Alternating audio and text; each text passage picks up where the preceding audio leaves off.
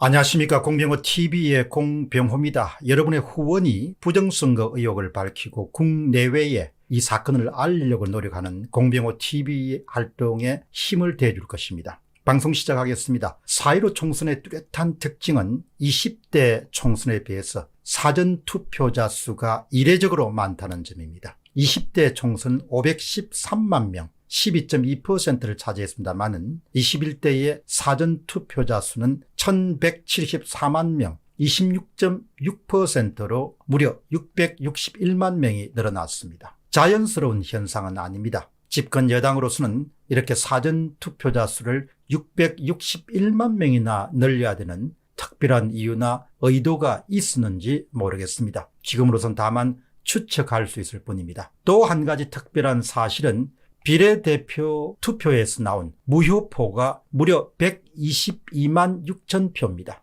정확하게는 122만 6,532표나 됩니다. 반면에 지역후보의 무효표는 불과 38만 표, 정확하게 38만 59표에 지나지 않습니다. 비례대표 후보 투표에서 무효표가 전체 비례대표 총 투표수의 10.4%를 차지하는 것은 일반 상식으로는 이해가 되지 않고 정상적인 일도 아닙니다. 짐작되는 바가 있지만 정말 석연치 않은 부분입니다. 통계 분석의 조작값 측면에서 보면은 지역 투표보다도 비례 투표가 상대적으로 훨씬 더 조작된 상태가 심하다, 그런 잠정 결론을 얻을 수 있습니다. 이른바 표 훔치기 모델이나 표 빼돌리기 모델을 이용하면 상대적으로 비례투표의 사전 득표율과 당일 득표율 격차가 놀라울 정도로 비례대표제가 지역 투표에 비해서 큽니다. 원론적으로 이야기하면 사전투표가 20대 총선에 비해서 한 배가 훌쩍 뛰어넘는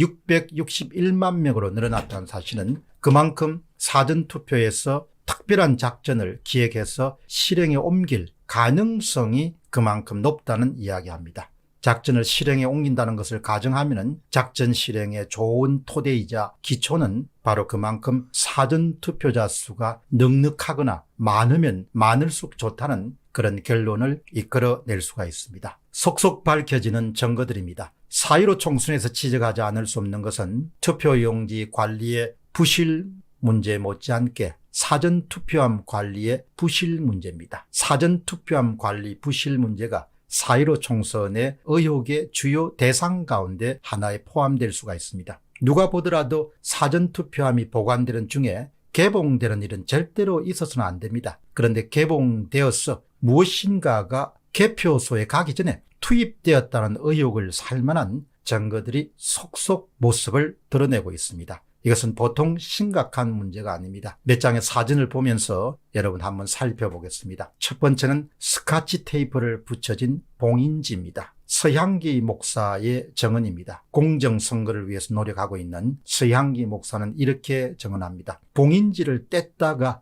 다시 붙이려 하는데 붙여지지 않으니까 최후의 수단으로 스카치 테이프를 붙인 겁니다. 스카치 테이프 붙인 흔적이 아주 완전히 남아 있습니다.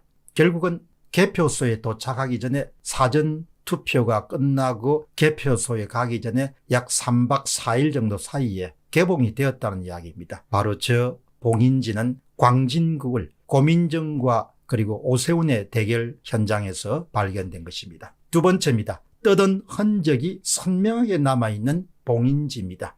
이 물건 또한 서향기 목사가 제공한 증거입니다. 투표함에 붙어있는 봉인지를 떼낸 흔적이 선명하게 남아있는 바로 광진구 을의 투표함과 봉인지 상태를 말해주고 있습니다. 세 번째 그림은 또렷하게 흔적이 남아있는 봉인지입니다. 서향기 목사는 묻습니다. 왜 떼낸 다음에 붙이는 것일까요? 장난삼아 그렇게 한 사람은 없을 것입니다. 아마도 어떤 의도를 갖고 무엇인가를 투입하기 위해서 봉인지를 건드렸을 것이고 또 건드린 그 흔적이 지금 여러분이 보시는 사진에 고스란히 남아 있습니다. 다음 네 번째 사진은 무슨 특별한 일이 있었던 정황입니다.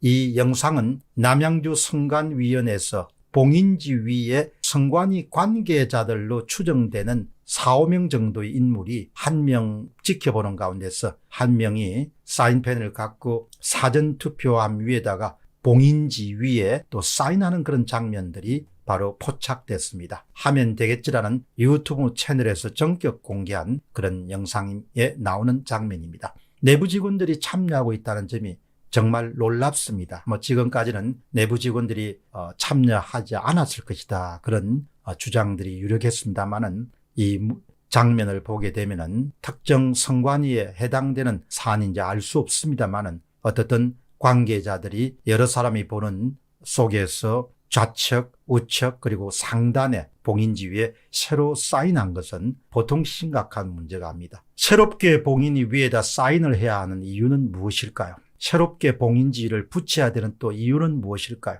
그러면 과거에 봉인지가 붙었던 투표함은 어디로 간 것일까요?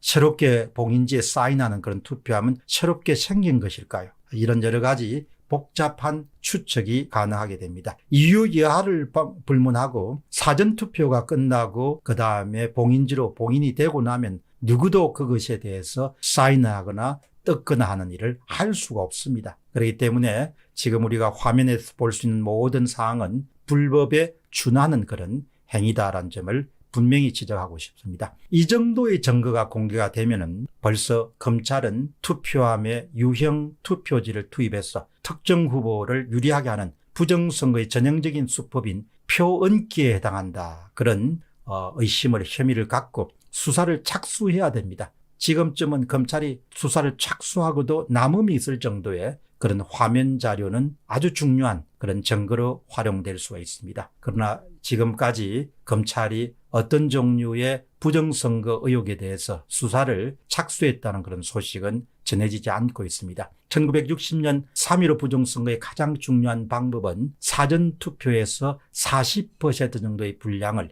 이승만 대통령, 이기붕 부대통령이라고 사전에 만든 유령 투표지를 투표가 시작되기 전에 투입하는 방식을 사용했습니다. 대신에 상당수의 유권자들에게는 투표지를 제공하지 않는 방식을 사용했습니다. 광범위한 오프라인 조작 사건에 대해서도 우리가 제보를 받아야 되고 또 관심을 갖지 않을 수가 없습니다. 여러분께서 특이한 사항을 보시게 되면 문장도 괜찮고 또 이미지 파일이라든지 사진과 같은 것, 동영상 같은 모든 것이 환영합니다. 공제보센터로 이런 방문해서 여러분 모든 문건을 보내주시면 제가 적절히 정리해서 이렇게 방송으로 여러분들에게 보답하도록 하겠습니다. 공병호 TV의 공병호였습니다. 감사합니다.